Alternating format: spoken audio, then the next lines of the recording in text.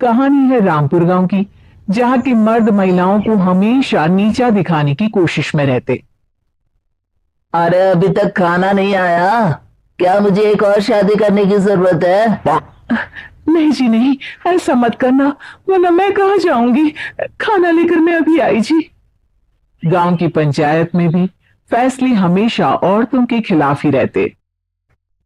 मैं जो फैसला सुनाता हूँ वो भगवान की आज्ञा होती है। इस लड़के ने अपने मन से शादी करके अच्छा नहीं किया। लड़के को घर भेज दो और इसकी शादी इसकी जाति की किसी लड़के से करवा दो। लेकिन ये लड़के, इसे तो गांव के बाहर निकाल दो। नहीं नहीं जमींदार साहब, ये क्या बोल रहे हैं? ऐसा नहीं हो सकता। मेरी बेटी मासूम है, इसे अच्छे बुरे की समझ नहीं है। अरे कहाँ जाएगी ये बेचारी? कहाँ जाएगी? इतनी चिंता है तो पूरे परिवार का गांव निकाला कर देते हैं। बेचारे पूरे बसे बसाए परिवार को गांव छोड़ना पड़ता है। चाहे जो हो, अगर बेटियों को कंट्रोल नहीं कर सकते तो गांव में रहने का कोई मतलब नहीं है। यहाँ औरतों को दब कर रहना होगा। कोई भी अपने हिसाब से कुछ नहीं कर सकता। सब ईश्वर की मर्जी से ही होगा। तभी गांव का एक आदमी दौड़ा दौड़ा आता है। सरपंच साहब, जमींदार साहब, वो कालिया है ना, उसकी बेटी पढ़ने के लिए शहर जा रही है। अच्छा, ये कब हो गया? और कालिया की हिम्मत कैसे हो गई ऐसा करने की? लेकर आओ उसे और उसकी बेटी को। बस फिर क्या था, हाजिर हो जाते हैं कालिया और उसकी बेटी सरपंच के सामने। और कालिया, ये क्या सुनने में आ रहा है? बेटे को इंजीनियर बना रहा है तू? और ये बता, गांव में तो स्कूल नहीं है, फिर कहां से इतनी क्लास पास कर गई तेरी बेटी? राधा, जो कि कालिया की बेटी है, उसे लगता है कि सरपंच उसकी तारीफ कर रहे हैं। सरपंच जी, मैंने ऑनलाइन पढ़ाई की है, डिस्टेंस लर्निंग से। सभी में मैंने अच्छे नंबर पाए हैं, जिसे देखते हुए शहर की इंजीनियरिंग कॉलेज में मुझे स्कॉलरशिप मिली है। वाह जी वाह, क्या होती है ये? पहले तो ये बताओ, फिर आगे की बात करते हैं। पूरा गांव राधा की बात सुन रहा था और राधा बोलती जा रही थी। तो ऐसे मैं फ्री में एक अच्छी शिक्षा लेकर गांव में जो कुछ परेशानियां हैं, जैसे बिजली, पानी और इंटरनेट जैसी समस्याओं के लिए काम करूंगी।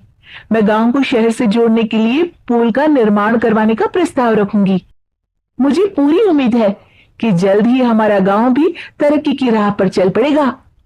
राधा की बात सुनकर सारे गांव वाले ताली बजाने लगते हैं। सरपंच को समझ नहीं आता कि वो क्या करे। चुप रह नादान लड़की। गांव के खिलाफ जाने के लिए तुझे गांव से बेदखल कर दिया जाएगा, वो भी पूरे परिवार के साथ। और हाँ, अगर ठीक से गांव में रहना चाहती है तो ये पढ़ाई लिखाई छोड़ दे। हम तेरे लिए गांव का कोई होनहार लड़का देखेंगे। तभी गांव का एक आदमी बोल पड़ता है। अरे नहीं नहीं सरपंच जी, राधा बिटिया जो बता रही है, अगर वैसा हो जाए तो हम लोगों को पैसा कमाने के लिए बाहर नहीं जाना पड़ेगा। हाँ जी, और ना ही कोसों दूर पाने के लिए भटकना पड़ेगा। हमारे बच्चे भी अच्छी पढ़ाई कर सकेंगे और आगे बढ़ेंगे, ना कि हमारी तरह खेती करते बैठेंगे। क्यों गांव वालों, राधा बिटिया का साथ देना चाहिए ना। सरपंच देखता है कि गांव राधा के साथ है तो वो चुप हो जाता है।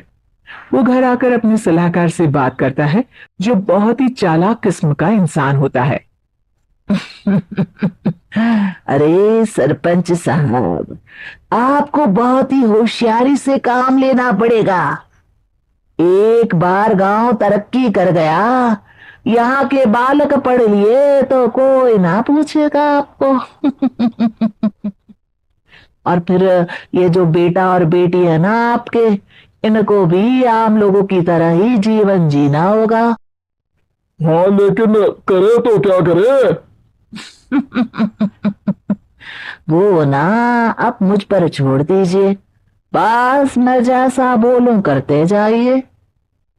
अगले रोज सुबह जब गांव वाले सोकर उठते हैं तो राधा के घर के बाहर और साथ ही वो लोग जिन्होंने राधा का सपोर्ट किया था, उनके घर के आगे लाल रंग से कल आऊंगी लिखा होता है।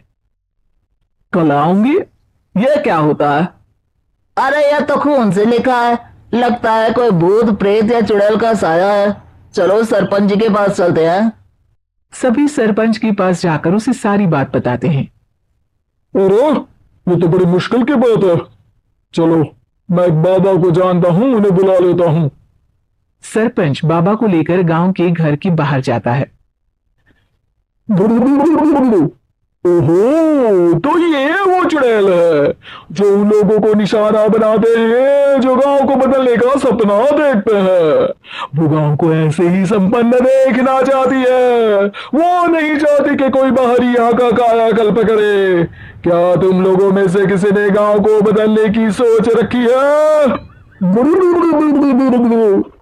तभी राधा की माँ रोते रोते आती है। मेरी राधा घर से गायब हो गई है। अरे कोई तो बचाओ, मेरी बच्ची कहाँ गई?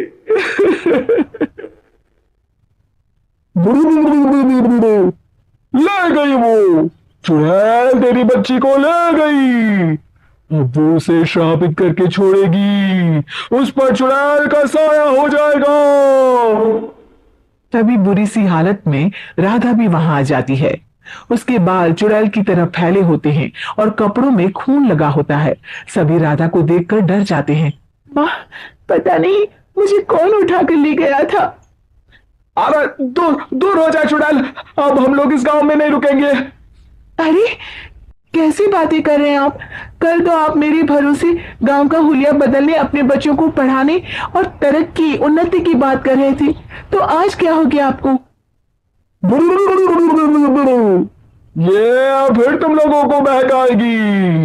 ये चुड़ैल गांव में आ चुकी है, ऐसे ही ये तुम्हारे घर के बच्चों को भी ले जाएगी। गांव वाले राधा को गांव से बाहर निकाल देते हैं। उसके माँ बाप रोते रहते हैं, लेकिन गांव वाले नहीं मानते। मैं भी अपनी बहन के साथ गांव के बाहर रहूंगा, लेकिन वो पढ़ाई नहीं छोड़ेगी। वहीं सरपंच के घर पर सलाहकार कहता है। देखा, सांप भी मर गया और लाठी भी नहीं टूटी। लेकिन अगले ही दिन सरपंच के घर के बाहर भी वही शब्द लिखे होते हैं। और फिर सरपंच की बीवी कहती है, हमारी बेटी को किसी ने अगवा कर लिया है। तभी राधा का भाई वहां आ जाता है। अरे गांव वालों, मैंने सरपंच जी की बेटी को देखा था, वो चुड़ैल उसे उठाकर ले जा रही थी। अरे क्या मजाक कर रहे हो? नहीं नहीं सरपंच जी, आप नहीं जानते, वो चुड़ैल अब आपकी बेटी में आ जाएगी, जैसे राधा के अंदर आ गई थी। तभी सरपंच की बेटी वैसी ही हालत में वहां आती है जैसे राधा आई थी। पापा, पता नहीं कैसे मैं गायब हो गई थी। चुड़ैल, इसके अंदर भी चुड़ैल का साया है, मारो इसे। अरे नहीं नहीं, इसे भी राधा के पास गांव के बाहर ही भेज दो। अरे चुप रहो, मेरी बेटी कहीं नहीं जाएगी और चुड़ैल मुड़ैल कुछ नहीं होता है। अरे कैसे बात कर रहे हो सरपंच जी? आप तो बोल रहे थे कि आपका फैसला भगवान का ज्ञान होता है, तो अपने पर बात आई तो अब आप ऐसे बोल रहे हैं। अरे ना ना ना, आपको अपनी बेटी को त्यागना ही होगा। अरे बुलाओ बाबा को। राधा का भाई बाबा को ले आता है, जिसे अब गांव वालों के डर के कारण सच बोलना पड़ता है। मैं कोई बाबा नहीं हूँ, मैं तो मोची था। ये सलाहकार महोदय ने मुझे कहा था एक्टिंग करने को, वो मुझे पैसे देने वाले हैं। अब मुझे माफ कर दो, गलती हो गई, मुझे माफ कर दो। तभी वहां राधा आ जाती है। देखा सरपंच जी, जब गांव के बच्चे साक्षर होंगे तो आप जैसे लोगों की चालाकी नहीं चलेगी।